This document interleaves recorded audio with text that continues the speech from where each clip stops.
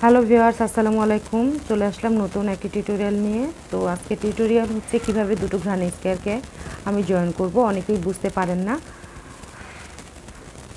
তো প্রথমেই হচ্ছে আমাদেরকে কাউন্ট করে নিতে হবে যে আমি কোন পাশটাকে জয়েন করতে চাচ্ছি এবং কি স্টিচ দিয়ে আমি সেটাকে জয়েন করব সেটাকে খেয়াল রাখতে হবে। তো আমি এখানে আজকে যে গ্রানি স্কোয়ার দুটিকে জয়েন করব সেখানে এক কর্নার থেকে আরেক কর্নারে আমি জয়েন করব। তো এখানে আমাদের দেখতে হবে যে টোটাল কতটা স্টিচ রয়েছে। এখানে আমাদের দেখতে হবে যে এখানে 3 স্টিচ, এখানে 6, এখানে 6 অ্যান্ড 3। সো আমি এই সাইডটাকে জয়েন করব। তাহলে 6 6 12, 3 অ্যান্ড 3 টোটাল 18 স্টিচ। নাও আমাকে ধরতে হবে যে আমি কীভাবে করব, যেন অনেকেই এটা প্রায় ভুল করে থাকেন ধরার সময়, লাগানোর সময় জয়েন করে। আমারও এই ভুলটা হয় প্রায় ক্ষেত্রে, এই জন্য খুবই সাবধান। তো আমি একটা পাশকে উল্টো রাখতে হবে এবং এই পাশটাকেও উল্টো রাখতে হবে। ভিতরে যে দুটো পাশ থাকবে সেই দুটোকেই সোজা পাশটাই রাখতে হবে। নিশ্চয়ই বুঝতে পেরেছেন যে কিভাবে ধরতে হবে আমাদেরকে। তারপর যেহেতু আমি এই স্কোয়ারটাকে সোজা রাখতে চাই, এরকম একটু সোজা ভাব করতে চাই, তাই এই কর্নারে কিভাবে আমাকে জয়েন করলে এটাকে সোজা করা যায় এটা আমাদেরকে জানতে হবে। এই টিপস অ্যান্ড ট্রিক্সগুলি জানলে আপনারা খুব সহজেই যে কোনো গ্রানি স্কোয়ারকে জয়েন করতে পারবেন। ভিডিওটি শেষ পর্যন্ত থাকবেন এবং অবশ্যই লাইক কমেন্ট শেয়ার দিবেন যদি ভালো লেগে থাকে এবং চ্যানেলটিকে সাবস্ক্রাইব করে দিবেন।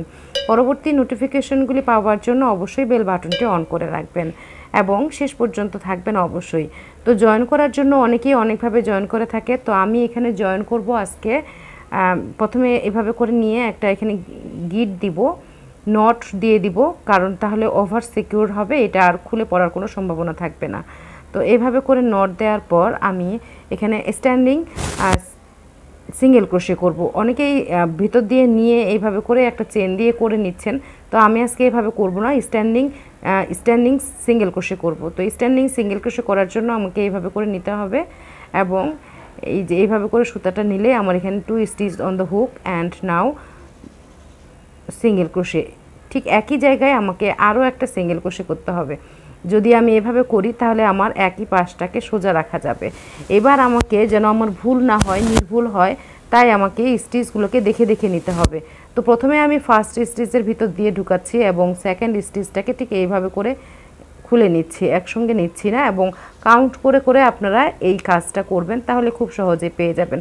এবং আজকে আমি জয়েন করছি উইথ স্লিপ স্টিচ দিয়ে।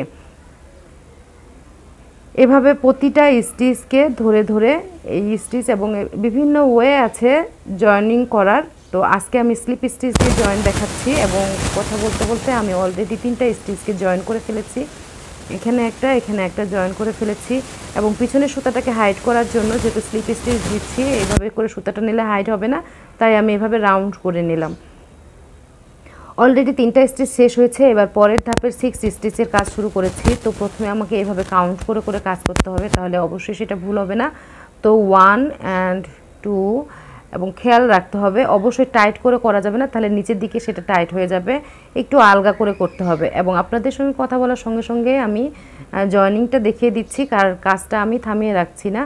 আপনারা অবশ্যই আমার এই ট্রিক্সগুলোকে ফলো করবেন, তাহলে খুব সহজেই আপনারা যে কোনো গ্রানি স্কোয়ার, যে কোনো স্টিচ দিয়ে আপনার মনের মতো করে, মানে আপনার যেরকম প্রয়োজন কাজের জন্য সেরকম করে আপনি এটা করবেন। এবং বিগিনার্সদের জন্য খুবই জরুরি এই ভিডিও দিচ্ছি। তো আপনাদের সঙ্গে কথা বলতে বলতে আমার এখানে জয়েনিংটা শেষ হয়ে গেল।